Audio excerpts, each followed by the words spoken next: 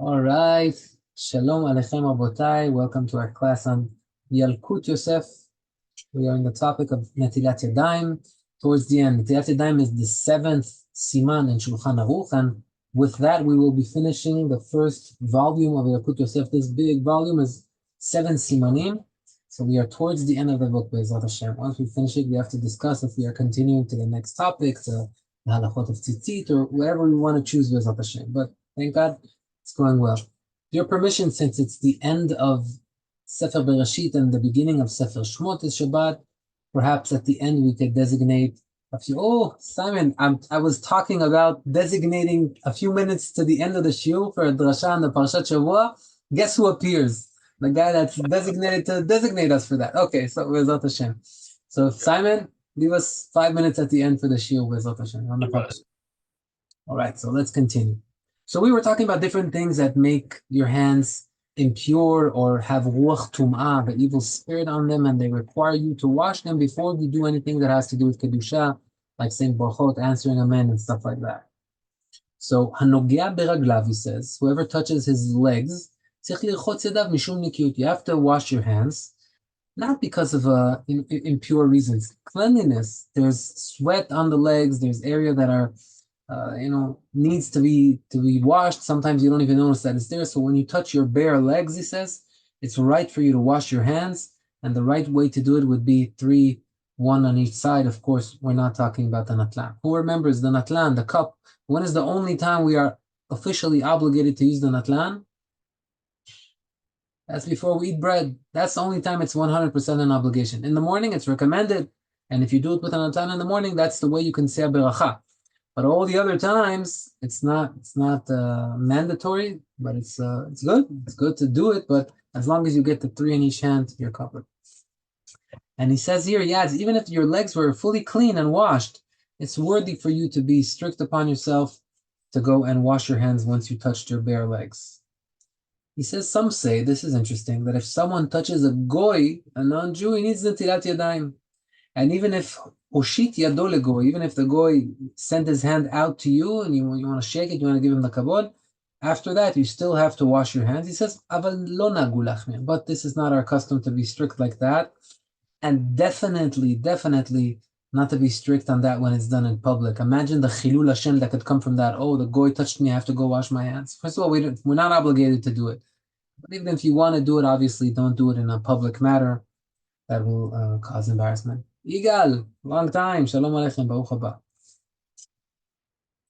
All right, now someone has, the Halacha talks about it, so we can't avoid it. Talks about mucus, runny nose, stuff like that, and you're in the middle of reading something, learning something, and you touch inside your ear, inside your nose, and you have some mucus on your finger. That's the topic.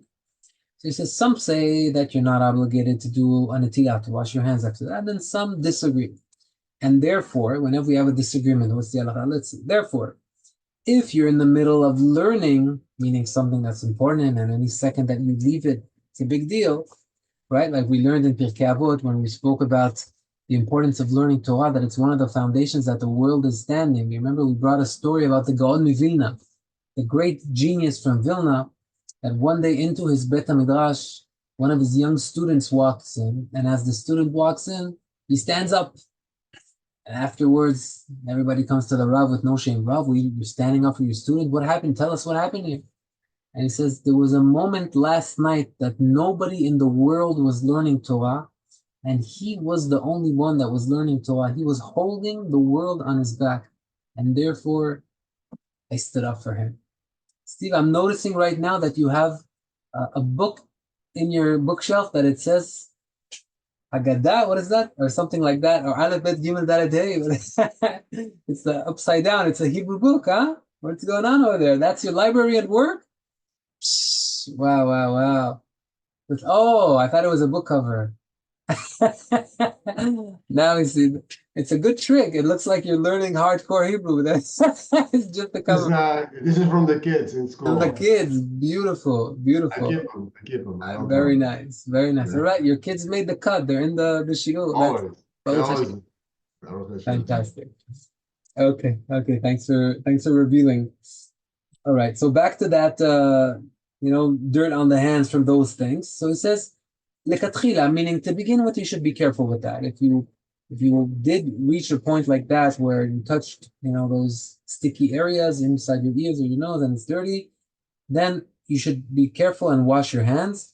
Like the Mahalchu. The Mahalchu was the student of Ari HaKadosh, Rav Chaim Vital, and he says, Hizhirani mori me'od. My teacher taught me to be very careful not to put my fingers inside my ears to clean shebehem b'toch tefillah while I'm praying, from the beginning of the berachot until alinu leshabech, and if I did so, I should wash my hands. So he's saying it's not mandatory, but it would be recommended that if you touched one of those dirty things, clean your hands. Again, this is not a impure matter. It's a matter of cleanliness.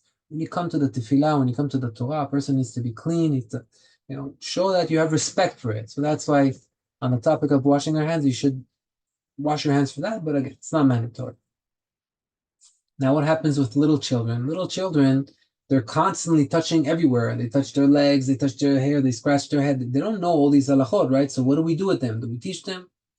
So he says, if they scratch their head and reach their scalp, which we learned earlier, that's something that requires you to wash your hands, we don't have to make our children to go wash their hands because they're sitting in, let's say, in a Torah class. The rabbi sees the 8-year-old boy he's teaching is scratching his head. Go wash your hands, you're learning Torah. Nah, it's going to be bitul Torah. It's be missing out on Torah. The boy's not bar mitzvah. We're not going to be strict.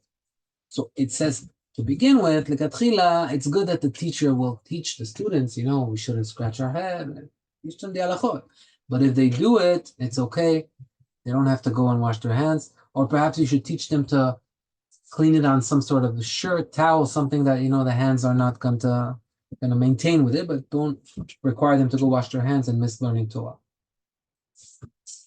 And he says, not just on the head, but any place that potentially they need to wash their hands, teach them that, especially young kids, even when they learn Torah, sometimes they wear shorts. And kids, so it's a problem, right, for a grown-up to touch your legs. We just said, teach the kids that it's not good to touch your legs while you're learning Torah or doing something like that. Right. What happens if with one hand I touch something impure? Do I have to wash both hands now or just the hand that became impure? So it says we have to only wash that hand. This is a very interesting halacha that happens all the time. We learn that when you walk into a bathroom and there's a toilet there that doesn't have a separate door, it's an open toilet, the impurity of the room requires you to wash your hands and not inside that room because that whole room is impure.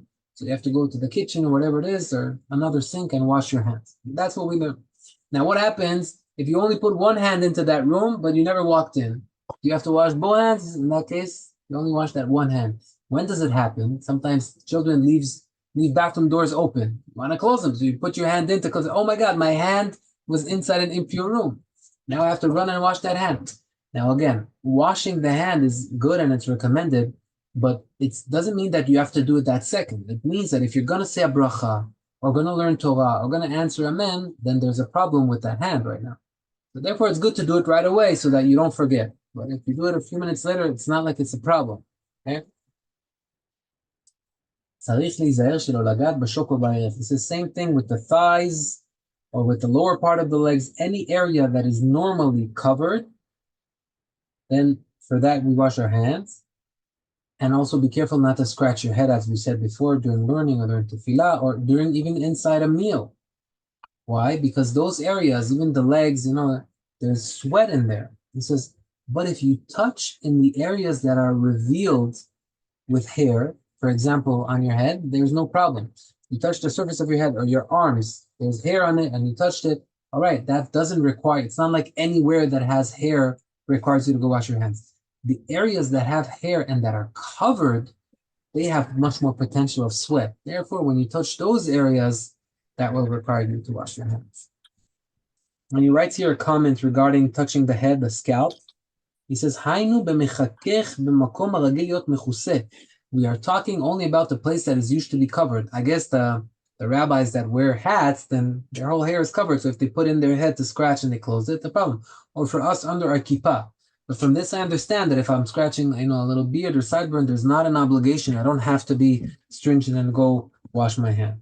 Only an area that has more potential of getting sweat in it. Now, when we put on our tefillin. He's going to talk about tefillin. So in the tefillin, we have the kiboret. This is called the kiboret, the area that we put on the tefillin. Naturally, we cover this area. Usually our elbow may be exposed, no problem, but usually a shirt is on this part. So this is an area that is usually covered. Why am I mentioning that introduction? We'll see. Aminich tefillin, whoever puts on tefillin, Izaer lekatchila, be careful to begin with, lo lagat biyado מהפרק ומעלה. Careful not to touch the area from their elbow and above. Ach rabim nagu, but he says, but many are very lenient about this, and they don't go and wash their hands after they put on tefillin. You put on tefillin, naturally you touch here. It's an area that's usually covered. It's now exposed. No, no one is, it's not normal to be strict on that and to go wash your hands. Why? He says, because some hold, and he says that in the comments as well, that your left arm is considered, this part, the part where you put on tefillin, has the same value as any other area that is not normally exposed, even though it's not normally exposed. But because you put on your tefillin, just the left arm, it has the din of an exposed area that, therefore, there's less potential of sweat, and if you touch there, you don't have to wash your hands. He says, but if you want to be strict, good, tavo alecha baracha, you're blessed, but you don't have to. He says in the comments, והטעם משום דעזה אינה מזקת אלא אם כן יש בה זוהמה ששולט שם האוויר, אין בזה האיש שום זוהמה. Oh, so he's saying regarding the areas that are exposed, there's no filth, it's clean. Basically, that's the tone. Now I mentioned the comment here by the Ben Ish Chai. The Ben Ish Chai, the great rabbi from Baghdad, he says, not only when I come to put on tefillin and I touched my left arm, do I not have to do netilah, but all day long, if I'm touching the right hand, this area that is covered, I will have to do, but if I'm touching the left, I don't. Right? Because that's considered in his eyes an area that is galui, that is uncovered, even though I'm not putting on tefillin right now. No, because of the mitzvah of the morning, it has the din all day long. It's considered an area that is uncovered and therefore no problem. Right. But the Yalkut Yosef has a question on the Ben Ish Chai. He says, this needs to be understood. Because the only time he reveals his hand is during Anachat Tefillin. And most of the day, that arm is covered. And therefore, what is the difference between left and right? You're going to say left is okay, then right should be okay, because all day long they're covered. Just for the 2 minutes that he put on Tefillin, you change the whole deal. So he says, I have a question about that halacha. But either way, we saw it's still not obligated to wash that hand. And only... Can you hear me? Are you talking to us? Then we can hear you. Who is this? Mickey. Salam alaikum. Wait, let me mute you. I'm assuming it's not for us. Okay. Ziv, would Ben Ish Chai make a distinction between people who are righty and lefty? Oh, very good question. I don't know, but my logic is telling me that if you're a lefty and you put your tefillin on the right side, then just like he said that on the left side, all day long, it's considered an area that is revealed, then perhaps he would say that on the right side. I didn't see the answer on the inside to understand why. Why would he hold that all day long it's considered that? But I'm reminding you that these tzaddikim, they wouldn't put on tefillin like we do for shacharit, and if we're lucky, we learn a few halachot a little bit with the tefillin. Like the Ben Ish Chai himself says that it's very important to learn with your tefillin on. Some parts of your neshama don't come to you unless you learn something with the tefillin. So when the gabbai calls up someone to say halacha with your tefillin on, make sure before you take them off to enjoy that a few minutes that you get the tefillin on. So why am I saying this? They would probably put on the tefillin until the sunset. They put it all day. So to them, wherever the hand is, it's real. And even the tefillin is not on there, it's an area that potentially you can all day long have no problem because it's revealed, right? So my hunch would say, yes, that should be the idea behind it. But I'm telling you, I didn't see it on the inside. That's the direction. All right. You got it. Thank you for asking questions, guys. I haven't heard any questions for you in a while. I don't know if I'm boring or whatever it is, but this is a discussion, so we would love to hear questions. All right. Now, what happens if someone's custom is to walk with short sleeves? Their custom is to wear very short sleeves. So they don't cover the elbow until here, they have short sleeves. So they touch here all day long. So for people like that, that's their custom. since they're accustomed to touch it all day long, they don't have to wash your hands. Maybe this can bring us back to Igal's question. If someone custom is to touch that area all day, maybe the people that would put on the tefillin all day, they would touch it all day, and therefore it shouldn't be a problem. Now, what happens if someone is giving blood? הנותן דם לבדיקה, ולא נגע בזרועותיו, וכן מי שיתרם דם, יצרם דם ידיים. I'm giving blood. So the doctor, whoever it is, he comes, he pulls up my sleeve all the way, he ties something, and he takes blood, and he takes it out. If I'm the one that's getting it, but I didn't touch anything, the doctor only did it, I don't have to wash my hands. It's not like when you get a haircut. When you get a haircut, even if you didn't cut your own hair, since the hair was cut, I have to wash my hands. It's not like that with touching the arm. He did it, everything. The obligation is not on us to wash the arm. If someone has lice, lo alenu, but if someone has lice, if you touch lice, you have to wash your hands, even if you didn't kill it and squish it, just by touching it. A mother cleaning the child's hair and she found something, Baruch Hashem, never should happen. But if it does, you have to wash your hands. Now, regarding animals, so that was a lice. Now he's going to talk about... I'm going to ask you a question. Yes. So there you go. So in Kotel, when you go pray in the afternoon, it's sunny and everybody's sweating with the tefillin on. Let's say late morning. So is sweat considered impure? So what do if that's the case? If you use that logic. But the sweat is on you, or you touched it with your palms. That's the problem. If, for example, you're sweating and you go like that. If you go like that, or if it's in your butt, if it's on your arm, I mean, no.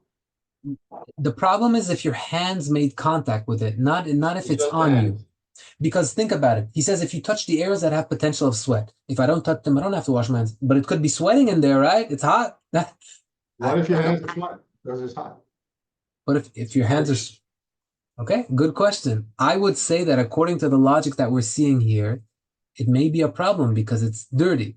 But a lot of the times when you're in the kotel, you're not necessarily only praying or learning Torah. You're in the process of something and you're anchat tefillin and you're getting excited. But if you reach to a point where your hands feel the milmulei ze'ah, they're all wet and moist, then it would be best that you go to the netilah station to wash them before you pray. Let's say there's the tefillin process and then everybody wants to pray mincha.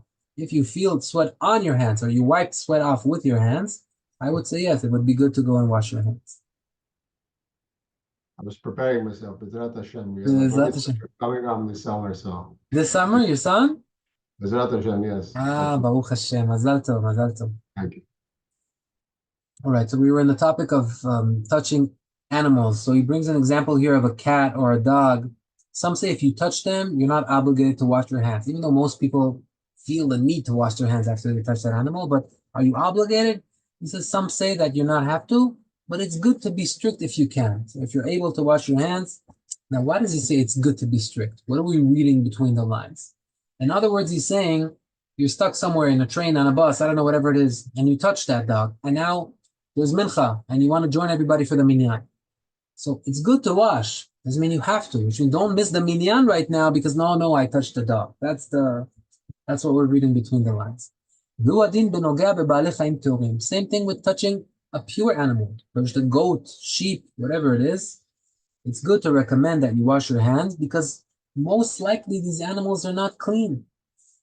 But if they are clean, he says, I don't know, imagine, these ladies that have little puppies and they wash them 10 times a day and they're cleaner more than her herself. Like if the animal is that clean, then even you wouldn't have to push yourself at all to go and wash your hands. I don't know, I can't imagine touching an animal and feeling that my hands are clean. It would be comfortable to eat something with your bare hands after you touch an animal. Maybe, it depends how close you are to your animals. I've seen people kissing their animals, tongue to tongue, disgusting. People, they get too comfortable sometimes with their animals. So I'm not judging. Oh, Simon has a dog here. I hope I heard I don't do that, I promise. Okay. I saw Rabbi Mansour give a speech this week and he said, listen, I don't want to offend anybody. He's like, when I say that, it means I'm going to offend somebody. So like, I said it, they're like, I hope I didn't offend anybody. No, but I used to have a dog as well. When I was younger, I used to have a dog. But no, we didn't do that. Touch it, you wash your hands before you eat. You want to be clean. All right. What time are we at? 5 minutes. So if someone touched somebody that he needs to wash his hands. I washed my hands. I'm good. I did my netilah. Everything is okay. But I touched somebody that hasn't done his netilah, that he does have to wash hands. Like, for example, someone left the bathroom right now, even if he didn't leave it because he did something, he walked in just to wash his face. We learned that when someone walks into a bathroom, he needs to wash his hands, right? And then when he came out, he shook my hand. So I touched somebody that he has an obligation to wash his hands, and he hasn't done it yet. All right? Or that someone touched his own body, or he touched somebody that's dead, and that person has to wash his hands. It's not an impurity that passes to me, and since I touched his hands, now it transfers to me. That's his business. But if it's easy for me, I'm already next to the sink and I'm able to wash my hands just like that, okay, then that's it. Why not do it? But again, why not means you're not obligated. Don't let that stop you from saying brachot, answering brachot, etc.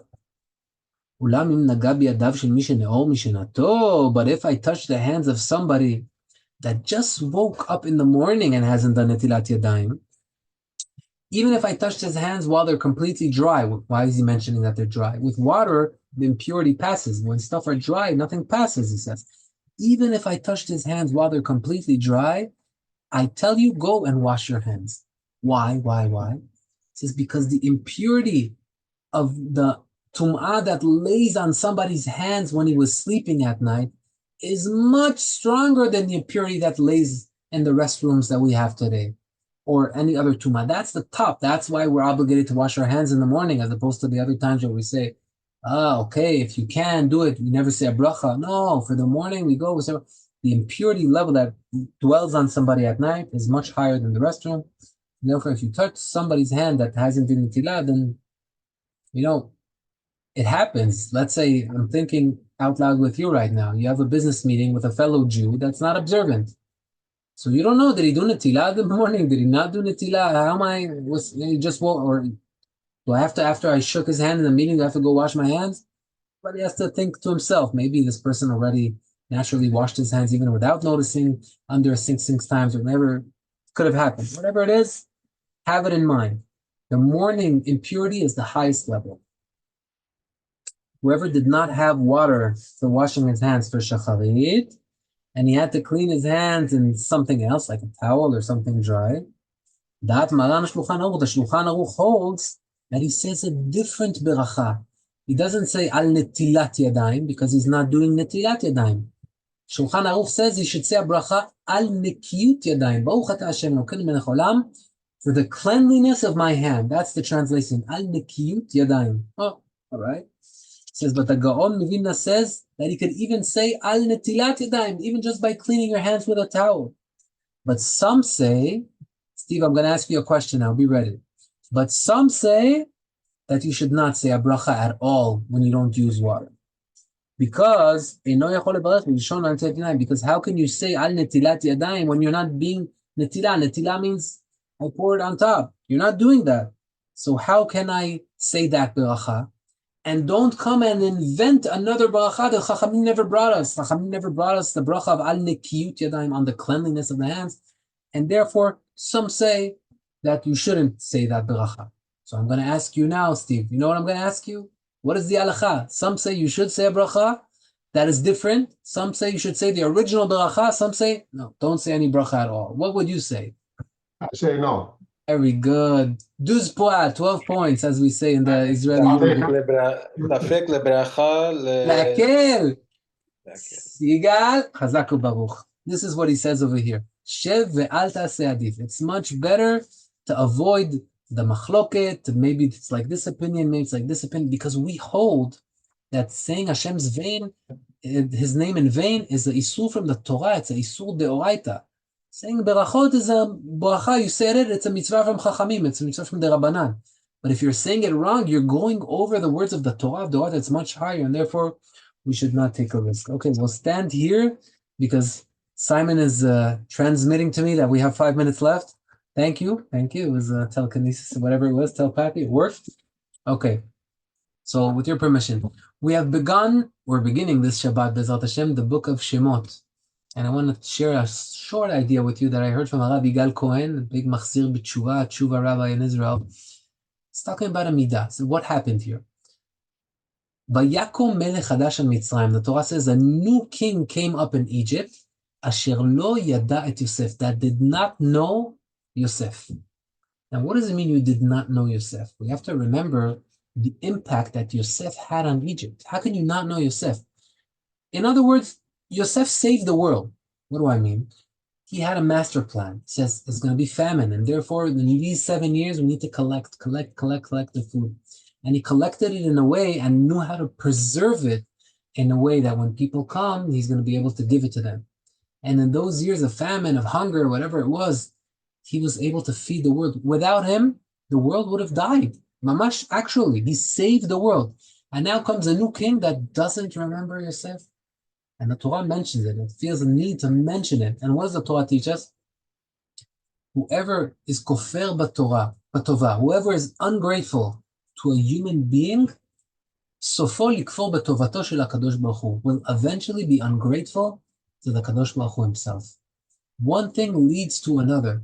When you are ungrateful for something that you are given, it's not just like, you have people that they always feel like they deserve everything. No, your wife cooked a meal for you. Okay, well, that's why Hashem created her. She has to cook for me. Thank you. No, thank you. Why? The midot are so important. We've learned that if someone is ungrateful, you can even be a killer and a murderer. Whenever you do teshuvah, you're accepted. Come to Judaism, we accept you with open hands. You could be Amalek.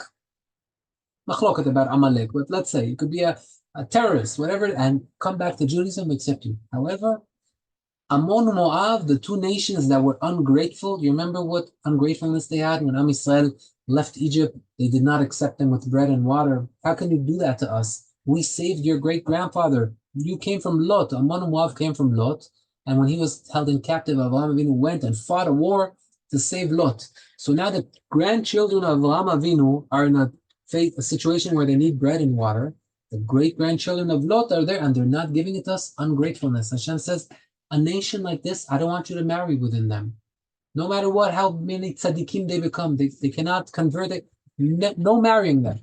That's why some say that David HaMelech came from Ruth HaMoaviyah. Ruth was from Moab. She was a convert. So some wanted to say David is not kosher. We're not allowed to marry from Moab. The Gemara brings a whole discussion and comes to the conclusion that you're only forbidden to marry a man that is from Moab, but we don't have any problem with the women from Moab because it wasn't expected from the women to leave their tents and go and give food to the Jews. It was only expected from the men. Okay.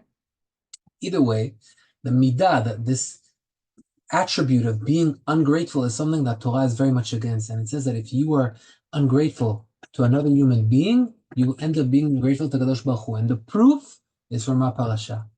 What does this king Paro say?